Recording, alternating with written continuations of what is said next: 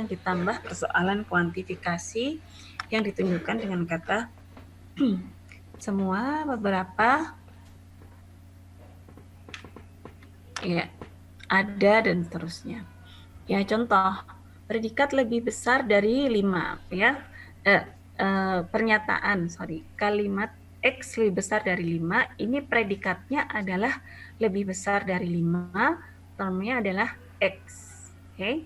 X juga disebut sebagai variabel karena bisa digantikan oleh angka berapa saja, gitu ya. Jadi kalian tahu kalau yang bisa digantikan oleh berapa saja itu dikatakan sebagai variabel, ya. Jika X diganti angka, maka baru bisa kita tentukan nilai benar atau salahnya, gitu ya. Nah, logika predikat juga menggunakan kuantor, ya, atau quantifier untuk mengindikasikan jika suatu pernyataan nanti bernilai benar atau kadang-kadang benar atau tidak pernah benar. Nah, ini kuantor dalam bahasa Indonesia, ya. Untuk bisa semua, ya, tidak semua, beberapa, sebagian, ini kuantor dalam bahasa Inggris, ya. Nah, komponen sintaktik penting yang membentuk logika predikat itu ada 2, yaitu term dan predikat, gitu ya. Term bisa bersifat khusus, misal nama orang, ya, atau bersifat umum, ya, yang disebut sebagai variabel, ya. Nah, kemudian kita masuk ke universe of discourse, ya. Apa universe of discourse itu? Bagi yang sudah membaca, ada yang punya ide apa sebenarnya universe of discourse itu? Silakan. Domain ya, Bu. Domain, Bu. Domain. Iya, domain. Oke, apa yang dimaksud dengan domain? Asal. Asal? Ya. Himpunan gitu ya. Himpunan yang merupakan asal, ya, asal atau apa, batasan gitu ya, batasan dari suatu objek, ya, suatu objek. Kalau di himpunan kita kenal biasanya ada semesta, ya. Semesta sama dengan universe itu apa? Yaitu himpunan yang merupakan merupakan ruang lingkup dari pembicaraan. Jadi misalnya ruang lingkupnya adalah Jakarta gitu ya, maka kita himpunan tersebut anggota-anggotanya adalah yang memang objek yang berada di Jakarta gitu ya. Kemudian misalnya diperkecil lagi, misalnya satu kelas kalian, itu juga bisa merupakan suatu himpunan yang membatasi, ya, yang membatasi variabel atau objek yang yang ada di dalam lingkup dari pembicaraan tersebut, ya. Universe of discourse, ya, bisa diartikan, ya, domain yang dipergunakan untuk menghilangkan ambiguitas. Kenapa bisa menghilangkan ambiguitas? Bisa dilihat dari contoh kasusnya. Misalnya saya punya argumen yang pertama, Nani adalah ibu dari Bowo, kemudian Nani adalah ibu dari Ratna, maka dua orang siapa saja yang ibunya sama adalah saudara kandung. Premis yang ketiga seperti itu. Lalu diambil kesimpulan, dengan demikian Bowo dan Ratna saudara sekandung, ya. Nah, apakah benar menurut kalian? Benar atau tidak Bowo dan Ratna saudara sekandung? Benar, Bu. Benar. Kenapa benar? Karena Nani ibu dari Bowo, sama Nani ibu dari Ratna, Bu. Nah, tetapi ternyata kalau kita tidak memberikan batasan, pernyataan itu bisa juga salah, ya. Karena apa? Bisa saja kalau lingkupnya dalam satu kota, ya, bisa saja Nani ini punya anak Bowo dan ibu Nani yang lain mempunyai anak namanya Ratna yang jadi Nani ini ada dua orang gitu sebenarnya, ya. Nah, itulah yang dikatakan. Jadi nilai kebenaran ini juga ditentukan oleh domain atau semesta atau universe of discourse, ya. Misalnya di sini ada penjelasan. Pernyataan Nani adalah ibu dari Bowo bisa saja dijumpai pada pernyataan lain karena banyak orang bernama Nani dan bowo, sehingga tanpa penjelasan yang memadai dapat meragukan ya dan menyebabkan ambiguitas. Tahu ya? Jadi Nani ini adalah Nani yang lain. Banyak orang yang bernama Nani dalam satu kota yang kebetulan punya anak namanya Bowo, dan satunya Ibu Nani juga punya anak yang namanya Ratna. Tetapi sebenarnya Nani ini adalah dua individu yang berbeda, ya. Dengan demikian kan dia belum tentu, dia kan tidak bisa disimpulkan selalu satu kandung gitu kan. Tapi berbeda kalau domainnya kita kecilkan. Misalnya satu RT. Kemungkinan kecil dalam satu RT ada orang yang bernama sama dengan anak yang bernama Bowo, satunya bernama Ratna gitu ya. Tetapi kalau sudah satu kota, satu provinsi, bahkan satu negara, maka ini tidak bisa dikatakan benar gitu ya. Jadi maksud dari ini adalah bahwa universe of discourse itu juga menentukan nilai kebenaran dari validitas dari suatu argumen ya, untuk menghilangkan ambiguitas ya. Universe of discourse atau domain yaitu kumpulan dari semua orang, semua ide, semua simbol, ya, struktur data dan lain-lain yang mempengaruhi argumen logis dengan batasan tertentu. Jadi batasannya itu ditentukan oleh universe of discourse ini. Pada contoh argumen di atas ya, yang menyebut Bowo dan Ratna universe of discourse, yang menyebut Bowo dan Ratna universe of discourse dapat menunjuk pada orang yang bertempat tinggal di suatu rumah, bisa satu RT, bisa satu RW ya, desa, kelurahan, kabupaten, negara, bahkan benua ya. Kebenaran dari pernyataan ini tergantung dari domain yang dipilih. Tadi saya sampaikan kalau misalnya domainnya adalah satu RT, satu RW, apalagi satu rumah, maka argumen tadi logis gitu ya. Tetapi kalau satu desa mungkin sudah mulai bisa diragukan, karena bisa saja ada dua Nani yang kebetulan punya anak Bowo dan Ratna, yang tentu saja dengan demikian tidak sekandung gitu kan. Apalagi satu kabupaten, satu negara, bahkan satu benua gitu ya. Nah, itu salah satu perlunya universe of discourse. Yang lain lagi, pada pernyataan ada suatu bilangan pecahan akan benar pada domain bilangan asli, tetapi salah pada bilangan integer. Kenapa? Kenapa pernyataan ini mengatakan seperti itu? Pernyataan ada suatu bilangan pecahan akan benar pada domain bilangan asli, tetapi salah pada bilangan integer. Ada yang bisa menjelaskan kenapa?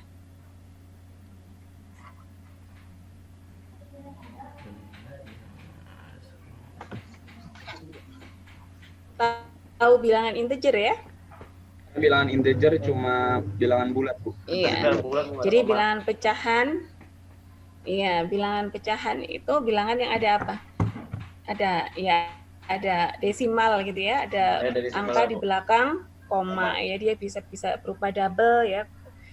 Nah, dia akan ya ada suatu bilangan pecahan ya, sedangkan bilangan asli ini mengandung bilangan pecahan maupun bilangan bulat. Tetapi bilangan integer sudah pasti anggota atau elemen dalam himpunan bilangan integer itu tidak ada yang bilangan pecahan. Semuanya adalah bilangan bulat gitu ya. Makanya dikatakan dia akan salah pada bilangan integer ya.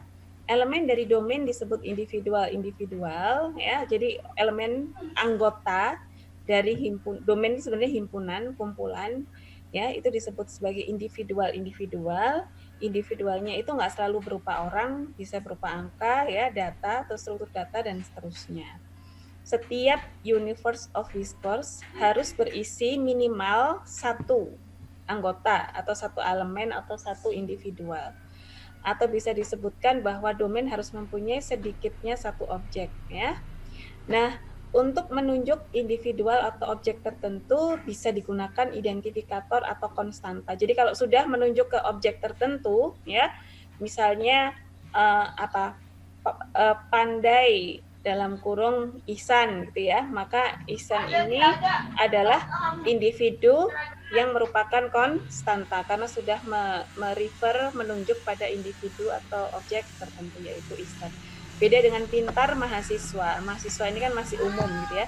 Individu yang sifatnya umum ya. Jadi individu nanti dibagi menjadi dua lagi yaitu umum dan tertentu ya. Contoh, jika universe of discourse berisi orang-orang, konstanta individualnya adalah nama-nama mereka. Jika universe of discourse-nya bilangan asli, maka konstanta individualnya adalah digit ya yang menyatakan bilangan tersebut, misal 0, 1, 2, 6 dan seterusnya. Nah, konstanta beda ya, konstanta dengan variabel. Konstanta individual ini bersifat unik dan menunjuk individual tertentu ya. Apa yang dimaksud dengan unik? Tumbuh nggak Ya. bisa diganti. Hanya satu doang, Bu. Ya, Nggak ada ya, yang menunjuk. Ya. Unik itu hanya ya satu gitu ya, menunjuk pada satu objek tertentu. Contoh ya, jika universe of discourse berisi orang-orang, maka diizinkan dua orang memiliki nama yang sama. Karena bisa saja kan dua individu yang berbeda, jadi sebenarnya dia unik ya, dua orang yang berbeda tetapi memiliki nama yang sama. Ya. Seperti itu.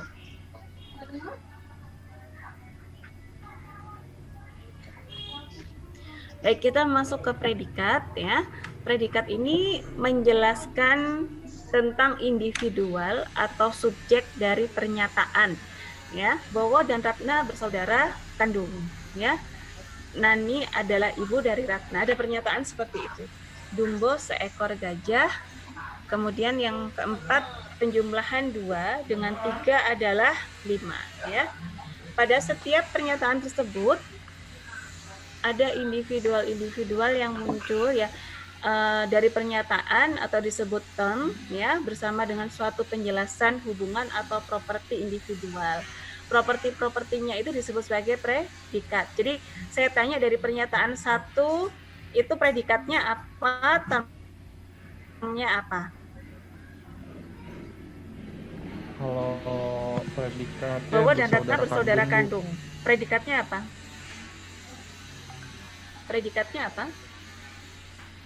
Bersaudara ya, Bu. Iya, bersaudara kandung. Bersaudara, Oke. Bu.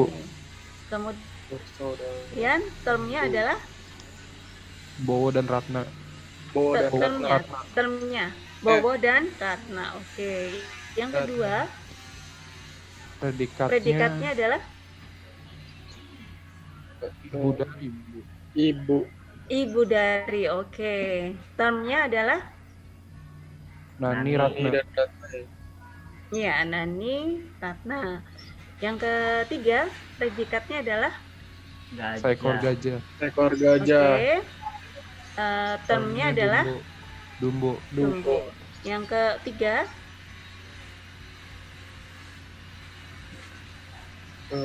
Predikatnya 5 ya, Bu.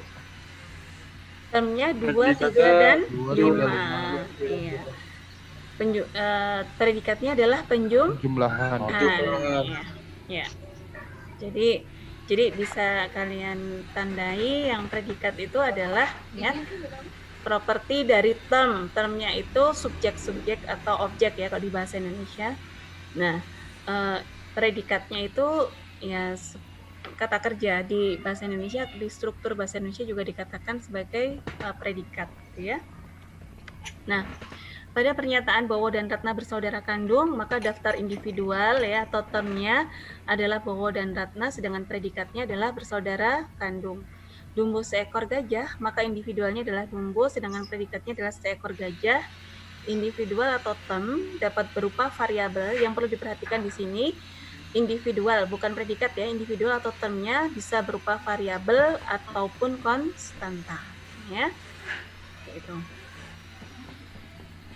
Pada logika predikat, setiap predikat diberi nama yang diikuti oleh daftar argumen. Jadi fungsi proposisional seperti halnya fungsi pada umumnya, setiap fungsi itu pasti punya nama. Kemudian diikuti oleh tanda kurung buka, di dalamnya adalah daftar argumen, kemudian tanda kurung tutup ya. Nani adalah ibunya Ratna. Dapat dipilih identifikator ibu untuk mengekspresikan predikat adalah ibu dari, dan cara menulis fungsi proposisionalnya adalah ibu dalam kurung argumen di sini merupakan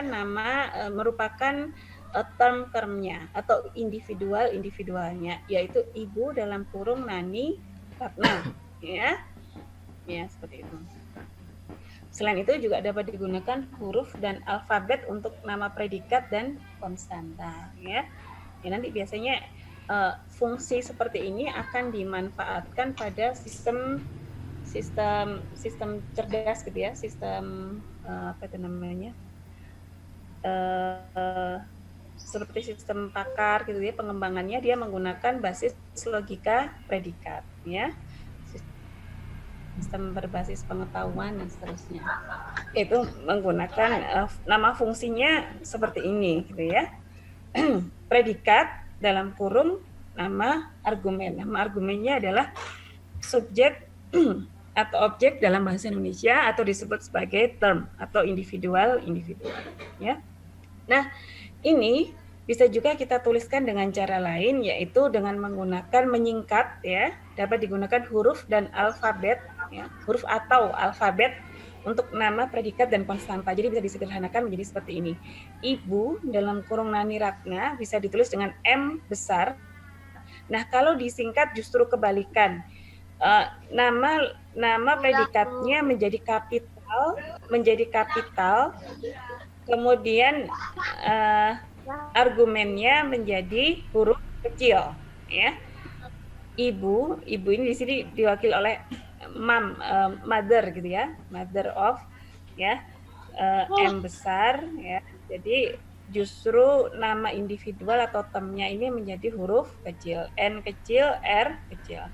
M adalah untuk predikat, mewakili predikat adalah ibu dari, sedangkan N kecil untuk Nani dan R kecil untuk Ratna, gitu ya.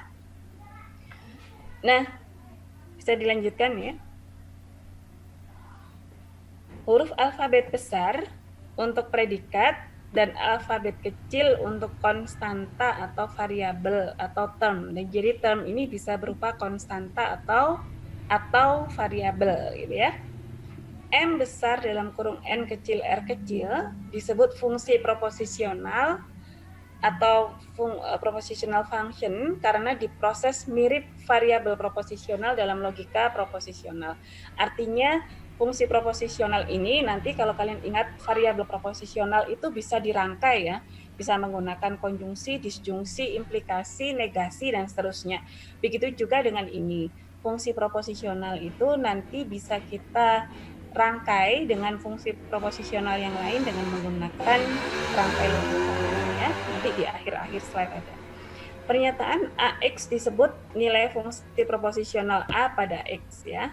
Ada aturan tambahan untuk individu-individu istimewa, misal nama orang gunakan huruf kecil di awal-awal yaitu A, B, C, D dan seterusnya. Sedangkan untuk individu yang umum, misal manusia, binatang gitu ya, mahasiswa misalnya kan masih umum belum refer ke satu nama tertentu, maka gunakan huruf abjad akhir. Akhir itu yang terakhir-terakhir di susunan abjad kita ya, dengan menggunakan huruf kecil yaitu misalnya X, Y, Z ya. Jadi biasanya kita kalau memberi nama variabel juga biasanya dimulai kan dari X, Y, Z. Nanti kalau ada lagi bisa ditambahkan W gitu ya, V, U gitu ya. Jadi seperti itu. Dumbo seekor gajah ditulis G besar D kecil ya, karena Dumbo ini adalah satu individu tertentu ya, sudah punya nama ya. Mahasiswa pandai ditulis PX, P ini untuk pandai, X ini untuk mahasiswa karena mahasiswa adalah individu umum dan dibaca X ya, yaitu adalah mahasiswa pandai ya. Kemudian urutan penulisan individual ini penting. Contoh, Nani ibunya Ratna ditulis Ibu Nani Ratna, dan Ibu Ratna, Nani punya arti yang berbeda ya. Kalau Ibu Ratna Nani kan yang jadi ibunya adalah Ratna. Jadi hati-hati urutan penulisan ya. Kemudian selanjutnya kita mengenal aritas. Memang namanya mungkin baru buat kalian, tetapi sebenarnya sederhana. Aritas itu apa? Aritas itu adalah jumlah argumen atau jumlah elemen atau jumlah individu yang ada pada fungsi proposisional. Jadi misalnya gini, jumlah elemen pada daftar predikat disebut aritas dari predikat. Contoh, Ibu Nani Ratna, maka ini adalah predikat yang punya dua aritas karena di dalamnya ada dua elemen, gitu ya. Nani dan Ratna. Saya tanya, kalau ini berapa aritas jadi? GD. Satu. Ini juga satu, gitu ya. Baik. Nah, kemudian disyaratkan aritas dari predikat itu berjumlah tetap. Contoh ya. Jadi untuk satu nama predikat tertentu kita nggak boleh berubah-ubah isi argumennya. Kadang 2, kadang 3, tidak bisa seperti itu ya. Kalau kita mau mengubah atau menambah, mengurangi variabel atau argumen atau term atau individual yang ada di dalam tanda kurung, maka kita harus memberikan nama predikat yang berbeda. Contoh, penjumlahan dari 2 dengan 3 adalah 5. Kita tulis fungsi proposisionalnya adalah jumlah 2, 2, 3, 5. Penjumlahan dari 2, 3, dan 4 adalah 9. Di sini ditulis jumlah 3, 2, 3, 4, 9. Yang saya tanyakan, kenapa nggak namanya jumlah aja? Dua-duanya. Supaya Kenapa dikasih nama jumlah? Supaya unik, Bu. Ya, supaya unik. Supaya unik maksudnya gimana, Nuryadi? Untuk membedakan antara penjumlahan yang pertama dan yang kedua. Iya. Oke. Karena penjumlahan yang pertama ini punya berapa argumen? Ada 3. 3. Sedangkan penjumlahan yang kedua ada berapa argumen? Ada 4. Ada 4. Nah, karena itulah yang satunya punya 3 argumen atau 3 aritas, yang kedua ini punya 4 aritas, maka ini nggak boleh namanya sama. Jadi misalnya kita buat jumlah dalam kurung 2, 3, 5, itu 3 aritas kan. Terus yang kedua jumlah 2, 3, 4, 9, itu tidak diperbolehkan. Makanya untuk membedakan karena jumlah aritasnya berbeda, oke, maka namanya pun kita bedakan. Sehingga ketentuan aritas predikat berjumlah tetap, jadi nggak boleh berubah gitu ya, di tengah-tengah tiba-tiba berubah ya. Misalnya di sini mahasiswa pandai ya, PX, ya udah sampai kapanpun dia hanya satu aritas, nggak boleh kita tiba-tiba mahasiswa pandai di dalamnya ada dalam kurung X, Y, itu tidak diperbolehkan ya. Kalau mau seperti itu bisa kita ganti namanya menjadi misalnya pandai 2 misalnya seperti itu ya. Isinya adalah 2 mahasiswa sebagai argumennya. Ya, sampai sini saya rasa jelas ya. Ini hanya penamaan predikat dengan n aritas disebut dengan predikat n tempat ya.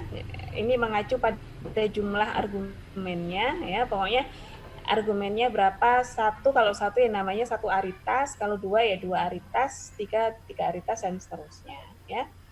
Predikat seekor gajah adalah predikat satu tempat ya. Predikat adalah ibu dari, yang tadi ibu dari. Nah, ini ibu dari, ini adalah predikat berapa aritas? Ada. Halo? Ada 2 ya, Bu? Iya, 2. 2 aritas atau 2 tempat ya. Itu. Kemudian nama predikat ya yang diikuti daftar individual dalam tanda kurung disebut rumus atomik ya. Rumus atomik yaitu pernyataan yang dapat digabungkan dengan perangkai logika proposisional. Jadi di sini fungsi proposisi ini berlaku sebagai rumus atomik, bisa kita gabungkan dengan menggunakan perangkai. Contohnya, ini ada implikasi, ini ada negasi. Ini kalau dibaca seperti apa? Ada salah satu yang mau membaca? Jika Nani adalah ibu dari, ya silakan satu orang. Saya, Bu. Wildan. Oh iya, Nuryadi. Oke, Nuryadi. Jika ibu Jika Nani adalah Jika Nani adalah ibu Ratna, maka Ratna bukan ibu dari Nani. iya, betul. Yang kedua,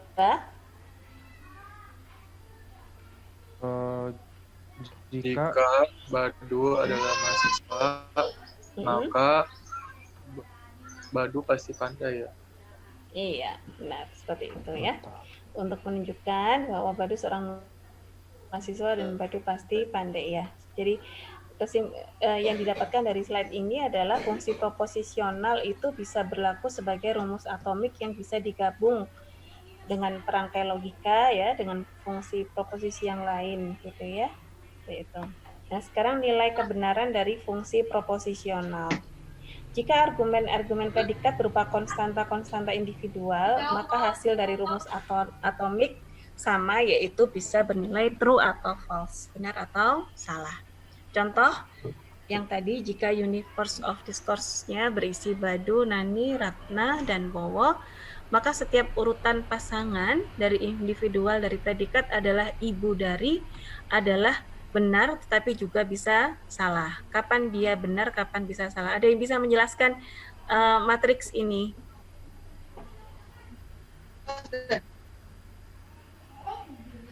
Ya, satu orang silakan.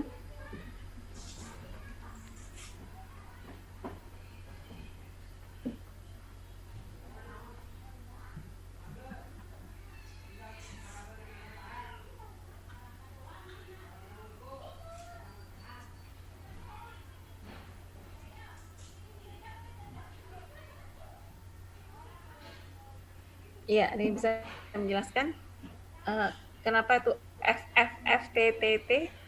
Silakan.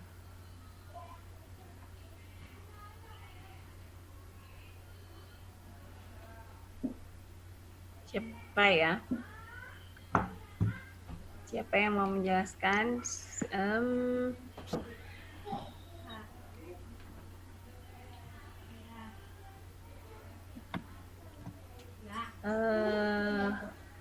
Dava ada, Dava? Dir buat dir. Iya, Dava. Jelaskan ini maksudnya apa? Dava. Jadi cara lihatnya itu dari baris lalu ke kolomnya, misalnya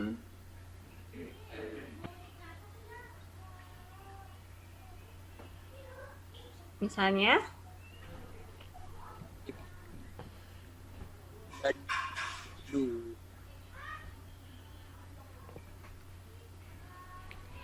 Halo. Saya Bu bisa jelasin. Siapa nih? Helmi Bu. Oh iya. Saya satu HP berdua Bu sama Dendi. Oh gitu. Iya Bu. Emang sebelahan atau gimana? Tetangga Bu. Oh. Serumah. Dava tadi memang suaranya nggak jelas atau di saya aja yang nggak jelas? Dava kayaknya Luar, sinyalnya Bu. Sinyal. Sinyalnya Bu. Oh ya udah deh, yang lain aja. Kami. Jadi pertama kan cara ngelihatnya dari seperti kayak kata Dava, jadi dari baris lalu ke kolom. Contohnya Badu dengan itunya ibu dari Badu, maka dia akan salah. Terus Badu ibu dari Nani, dia salah. Badu ibu dari Ratna salah, Badu ibu dari Bowo salah. Nah, pas yang Nani ibu dari Badu itu salah. Nani ibu dari Nani itu salah. Nani ibu dari Ratna itu benar, dan Nani ibu dari Bowo itu benar. Oke. Iya. Dan seterusnya ya. Oke. Makasih Helmi. Iya Bu. Ya, ini adalah contoh pemberian atau assignment ya dari predikat ibu, khususnya nilai kebenaran dari ibu XY, dengan X adalah sebagai lajur atau baris dan Y sebagai kolom.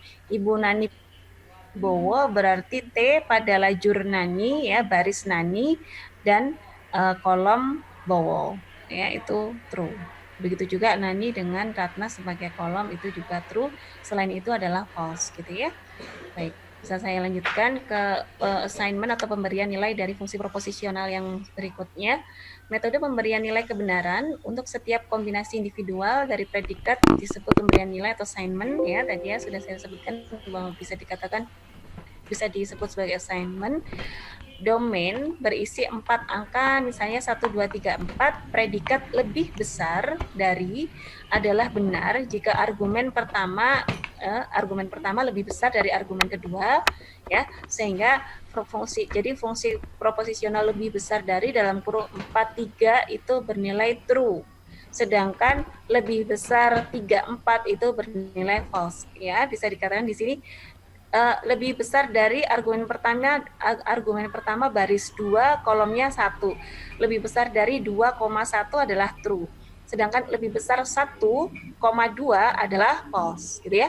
Jadi jadi argumen pertama tadi ditunjukkan oleh baris dan argumen kedua kolom. Nah, pemberian nilai seperti ini hanya bisa jika predikatnya hanya dua gitu ya. Sedangkan yang lain bisa digunakan tabel yang representasi tabel yang lain gitu ya. Atau bisa aja sih dengan argumen gitu ya.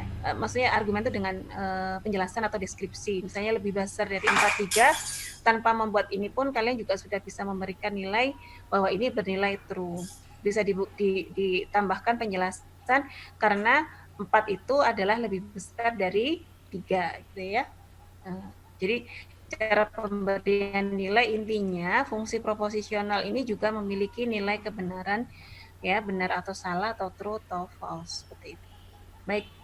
Contoh yang lain, X lebih besar dari 5 ya. Dibaca X lebih besar dari 5, variabel X ya yang menjadi subjek pernyataan dan bisa berupa angka berapa saja atau bilangan berapa saja. Nah, ini belum bisa ditentukan benar atau salahnya ya. Predikat lebih besar dari 5 yang kemudian dapat ditulis dengan simbol predikat BX ya. Huruf B menggantikan predikat lebih besar dari 5. Jadi boleh saja 5-nya ini karena sudah konstanta bisa kalian masukkan menjadi nama dari predikat lebih besar dari 5 ya. Beda sama ini, lebih besar dari, karena 4 dan 3-nya ini bisa berubah-ubah. Sedangkan yang ini sudah pasti lebih besar dari 5, maka 5 ini bisa dijadikan nama dari predikat gitu ya. Yang berubah-ubah adalah X-nya saja. Artinya kita akan mengevaluasi nilai kebenarannya jika X-nya sudah ditentukan gitu ya. Lebih besar dari 5 yang kemudian dapat ditulis dengan simbol predikat BX. B-nya ini menunjukkan besar ya, lebih besar dari 5 diwakili dengan huruf X ya. Huruf X menggantikan predikat lebih besar dari 5. Pernyataan BX disebut nilai fungsi proposisional B pada X ya. Jika X kecil diberi nilai, pernyataan BX ya, akan mempunyai nilai B3. Salah. Kenapa? Salah karena 3 itu lebih kecil dari 5 gitu kan ya. Karena 3 lebih besar dari 5 itu salah. Sedangkan B6 bernilai benar. Kenapa? Karena 6 lebih besar dari 5 itu benar ya. Jadi bisa dengan penjelasan seperti ini untuk menentukan kebenarannya gitu ya. Jadi sekali lagi baru bisa diberikan nilai kebenaran jika dua-duanya sudah bernilai konstanta gitu ya. Jika sudah tertentu nilainya untuk argumen yang mengandung variabel. Baik. Baik, untuk materinya sampai di sini. Kebetulan waktunya tinggal 3 menit, jadi nanti kalian nggak usah connect lagi. Yang sisa waktunya saya berikan penjelasan untuk tugasnya mungkin sudah kalian intip gitu ya di PJJ. Slide terakhir di sini tidak perlu dikerjakan karena sudah masuk dalam file PDF di tugas, jadi ini nggak usah dikerjakan. Ini sudah saya masukkan, saya gabungkan di PDF yang tadi gitu ya, yang untuk penjelasan tugas gitu ya, yang khusus soal-soal tugas. Jadi ini nggak usah dikerjakan. Baik, sampai sini ada pertanyaan? Saya rasa nggak ada ya. Ibu coba contohin yang nomor 1, Bu. Oh, nomor 1. Oke. Pinter nih pertanyaannya si Nuryadi. Ubah pernyataan berikut menjadi ekspresi logika. Oke. Jadi yang pertama ya yang dituliskan adalah ahli komputer ya. Ahli komputer, ingat nggak boleh ada spasi ya. Ahli komputer langsung dalam kurung buka Bowo ya. Dan kalian singkat juga misalnya A atau K boleh ya dalam kurung B kecil ya seperti itu aja sih Nuryadi. Terus kalau yang kedua ya itu ada apanya, ada perangkai ya, ada perangkai jika maka. Jadi nanti yang nomor 2 ini bentuknya akan seperti ini ya. Terus tambahkan juga yang memakai singkatan ya, yang diringkas menjadi satu huruf. Itu yang nomor 2. Ya, yang nomor 3, adik Wawan itu bisa menjadi nama predikat, bisa 2 alternatif atau adik juga boleh dalam kurungnya nanti 4 itunya argumennya. Jadi itu tergantung dari pendefinisian kalian. Jadi boleh namanya kalau adik saja atau adik-adik itu nanti argumennya ada 4 yaitu Dewi, Siti, Endang, Wawan. Tapi kalau adik-adik Wawan bisa langsung cuma diisi dengan 3 yaitu Dewi, Siti, dan Endang. Ya, ya seperti itu. Kemudian yang nomor 2 ini cukup dijelaskan aja, nggak usah pakai tabel. Ya, bisa diuraikan kenapa T12 benar misalnya atau T31 salah misalnya seperti itu. Baik. Ada pertanyaan? Waktu kita kurang dari 1 menit ya. Saya rasa kalau sudah saya tutup ya kuliahnya, nanti sisanya boleh via WA untuk menanyakan tugasnya ya. Nanti Wildan bisa di-share nomor saya untuk bisa dihubungi jika ada pertanyaan seputar materi maupun tugasnya ya. Jelas sampai sini ya. Bu, Ade Surya hadir. Kalau Bu, maaf sudah telat. siapa? Ade Surya Bu, telat Bu. Ade Baru ada Surya. laptop Bu. Oh iya, ya udah. Nanti saya lihat juga keaktifannya di PJJ ya, dia mengaksesnya berapa menit terakhir gitu ya. Jadi alternatifnya Aduh.